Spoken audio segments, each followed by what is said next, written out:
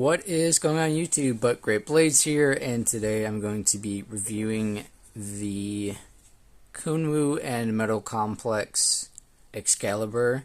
This one is a V3 prototype, so the full production run is out now, so there's going to be some small differences between this and the full production, but I still wanted to give this a full review here. We'll start with the overall measurement here.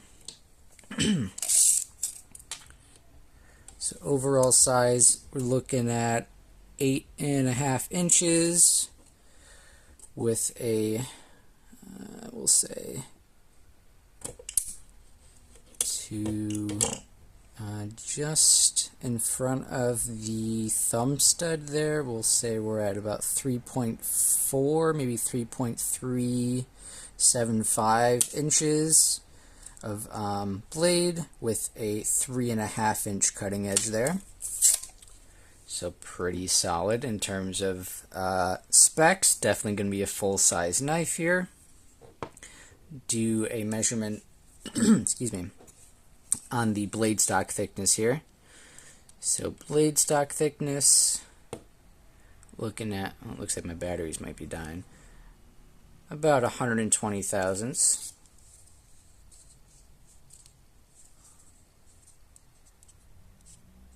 Try that one more time, just in case. Yeah, looking at about 120 thousandths or so, almost 130. Then we'll do a measurement on the weight here. Oops.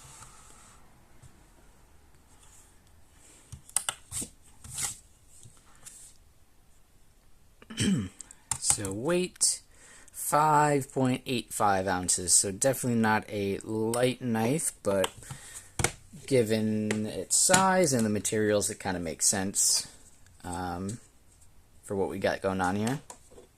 Do a size comparison here with the Demco 20.5, this one with original goat scales on it. Link them down below, and then the QSP Penguin as well, which I need to clean a little bit, it would seem.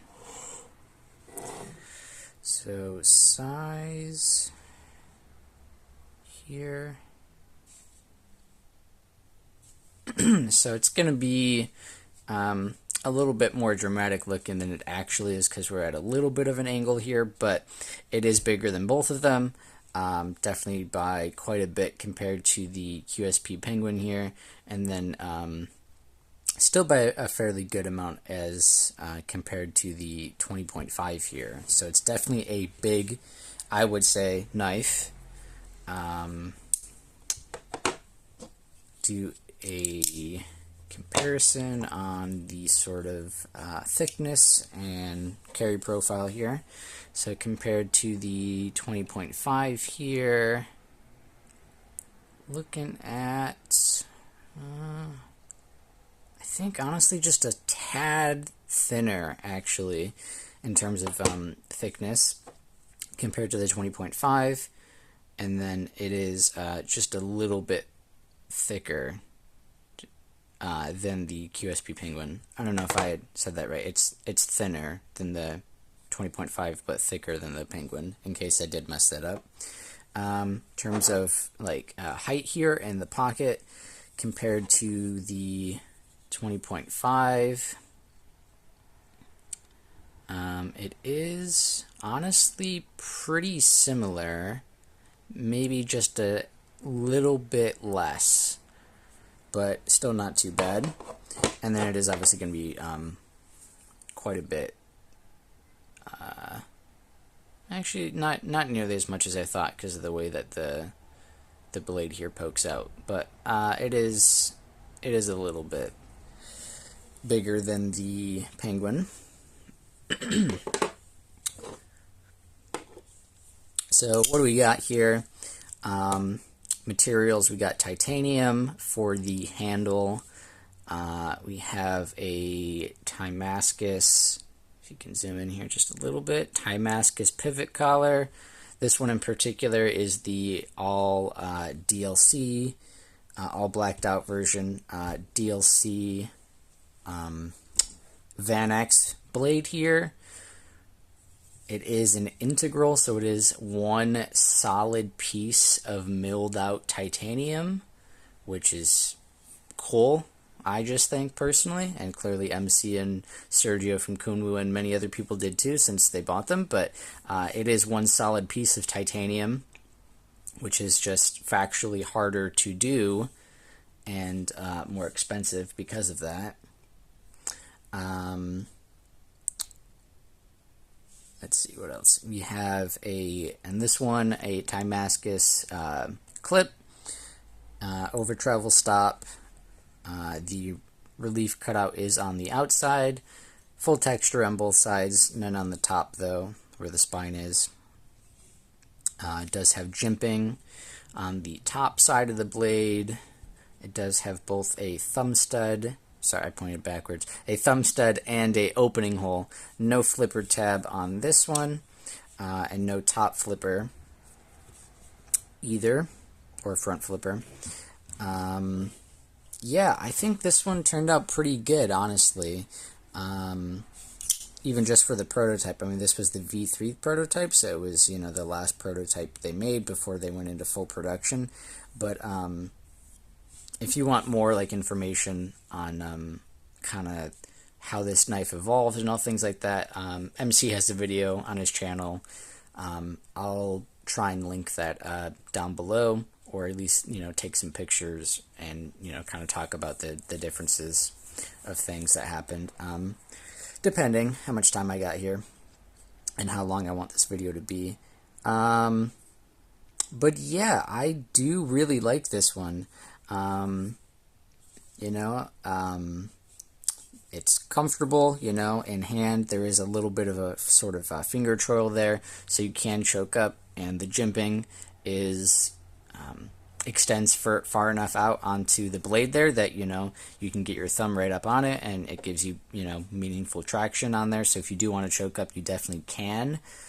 But even, you know, in the just sort of normal choked back position here, it is comfortable, and the jimping is in a good enough spot there that it is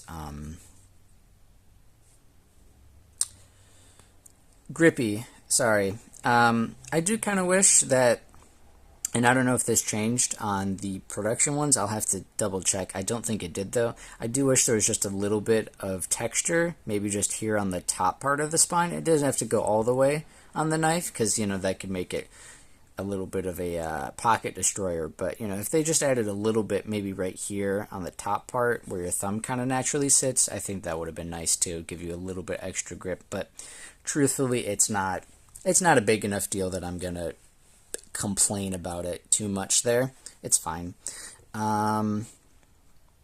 There's obviously a lock bar insert there, steel lock bar insert, since this is a full titanium knife. Gotta have a steel lock bar insert there. Let's see. Oops, sorry. Sorry, I'm just using my light here. There is a little bit of weight relief on the inside here. It's just hard to see. But there is a little bit of weight relief on the inside, it would appear, which is nice. Obviously, lighten it up a little bit there. Perhaps they could have done a little bit more maybe, but I'm not sure how you would do that, since it's all one piece of titanium. That's probably quite difficult, given that, yeah, it's an integral, so they probably can't really lighten that up. Actually, now that I think about it, I don't think there is any. No, never mind. I was wrong. No weight relief, because again, yes, obviously it's an integral, so you can't mill the inside of the pockets really when it's just one piece. What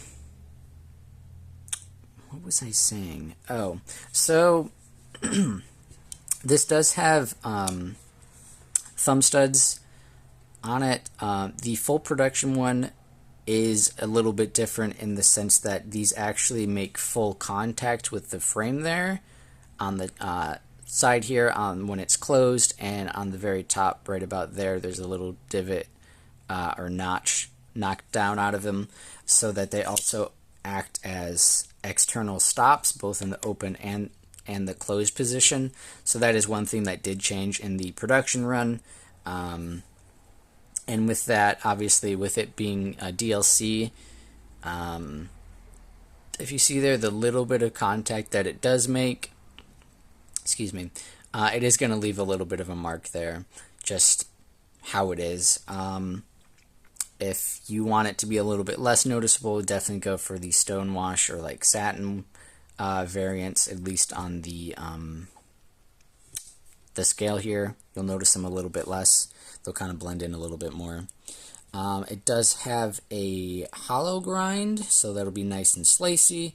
It's, you know, reasonably thin behind the edge here. It definitely does slice. Do I have any paper nearby that I can use? Hold on.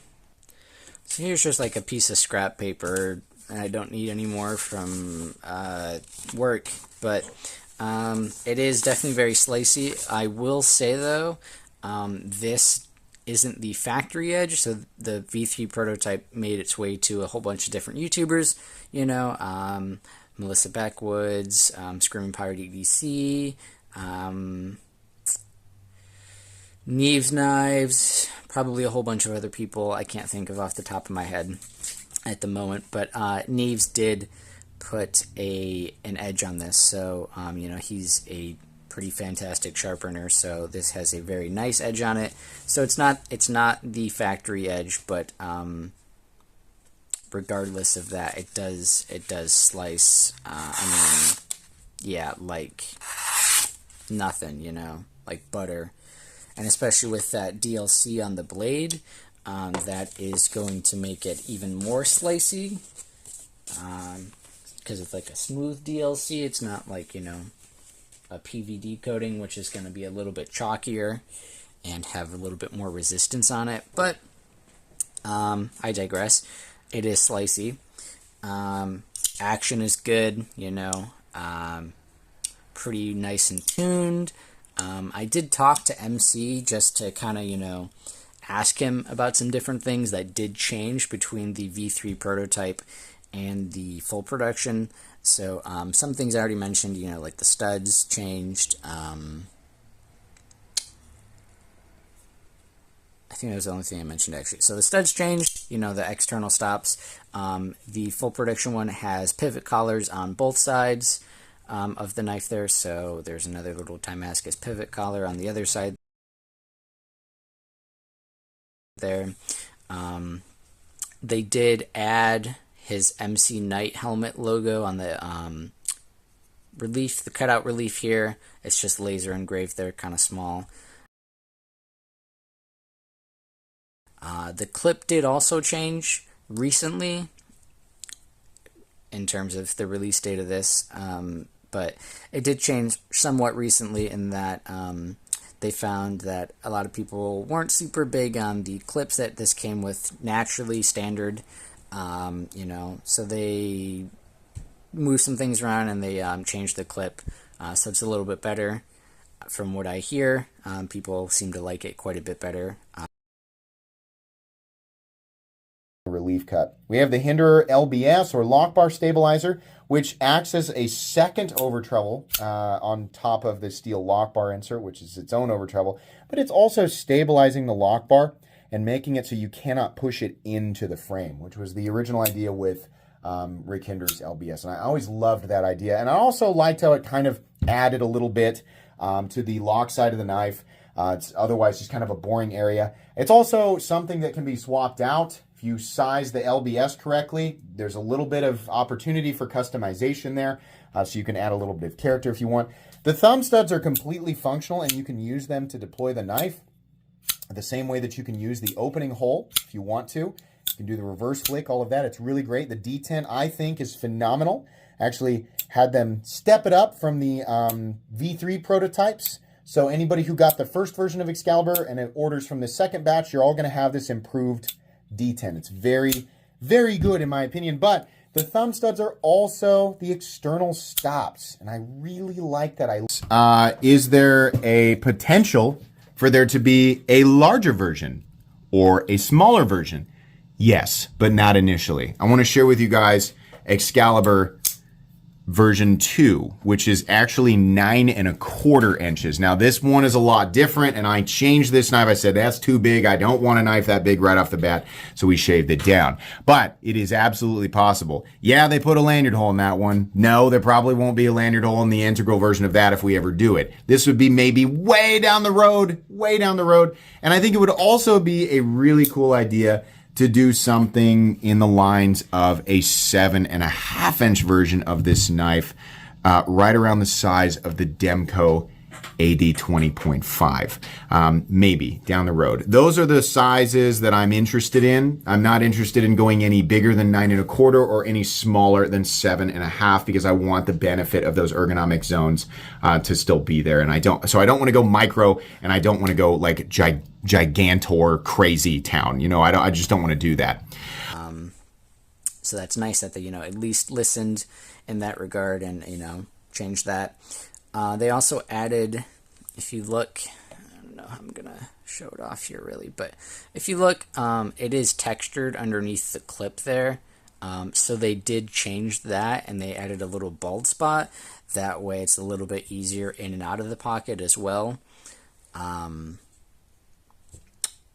Just so that texture's not catching on your clothes there. But they did change that. And I also asked him, not that this has like a weak detent, I would say, it's pretty good, it obviously locks up solid and has no issues there, but it is just a little bit lighter than I would probably prefer. Like if we just, it's fine, it's not awful, but it is a little bit lighter than I would have expected, especially because I know MC's a pretty big fan of, Hinderer, Strider, some of the Chris Reeve knives. Who else am I going to think of here? Sharp by Design, Brian Nadeau. That took me way longer than I would care to admit. I'm going to cut that out so you guys aren't watching me struggle in silence mentally here. But Brian Nadeau, Sharp by Design knives also have a really, really crispy detent on them. So, I talked to MC about that, and he said they did make the detent, they did tune it, so it's a little bit heavier on the production ones. He said about 20 to 30%, I think, heavier on the detent. So that'll be cool. I appreciate that. I'm glad that they changed, some things around, and, they took their time on it. They didn't get it perfect, which is fine, especially with this being MC's first knife. I think he did a pretty solid job, on what he was able to do and what he was able to, figure out just through the prototypes. There's always going to be different things, people have different preferences and different, there's going to be weird fringe, things that happen, and you can't account for everything, but I think, it's pretty solid. It was already pretty much 99%, even by like the first prototype, maybe more like 95, I guess, but because I did change some things. It originally had, like a front flipper, just because Sergio and them and Kunwu wanted to see what it would be like, but anyways, yeah, I think this is a pretty solid one. Originally these kind of went for about $500, $469 to $500 for the very first run, because it had the Damascus pivot collars and the Damascus clip. But then once they did the plain titanium clip, the change clip, they did reduce the price down. I think it was about $385 to $415, depending on the version you got. Obviously, the DLC and things like that were more expensive because they had, plain, they had stonewash, they had satin, they had reverse tux, the solid blacked out DLC, etc. So, some of them were a little bit more expensive, the DLC one being, I think, the most expensive variant. But even with that, $500, it's not, an unfair price for titanium integral and, Timascus. It's not cheap, it's not a cheap knife, I'll say, but it's not an unfair price for what it is. And even regardless of that fact, it is made in China. So if this knife was made in the USA, it would be probably 2 to 3 times more expensive, or very nearly. It would definitely not be a sub $1,000 knife, if we're honest. And if you think otherwise, I'm sorry, but it wouldn't have happened. It just wouldn't have. Yeah, I'm not really sure what else I can talk about here. Overall, it is a very, very solid knife, very solid prototype, this one in particular. I do want to get my hands on the full production run here, just so I can kind of compare that a little bit. This will go back to MC, I'm sure, by the time that happens, but I do want the production one to get my hands on that and just see how the changes, that they did make from the V3 to the production, how they turned out. And then I do know that they're going to make some less expensive versions. They're going to make like a sandwich construction, so it's 2 pieces, titanium, probably still Van X on the steel, I would imagine, so that'll be a little bit less expensive. And they do plan to make like an actual like budget version and many other versions as well in the future. This isn't just going to be a one and done kind of thing, MC and Kunwu, Sergio from Kunwu, are they're pretty good friends. They've talked a lot. Sergio's a pretty cool guy from the interactions I've had with him myself as well. Definitely a knife guy. Definitely actually really is into knives and is pretty on top of things like that. Just the knife world in general. They're killing it at Kunwu. This is actually surprisingly the first Kunwu technically that I've handled. There are other models that I really liked. I just never got my hands on them. But I do want to get one of these eventually for myself. I don't obviously have the details, but MC has mentioned that they're going to make, like a very expensive limited premium version of this. If you're familiar with Kunwu, they've done like the Giga versions of like the Chad, and I think they just did a Padre recently, I want to say, where it's like a Timascus handle and like a mirror polished DLC blade and all these other things.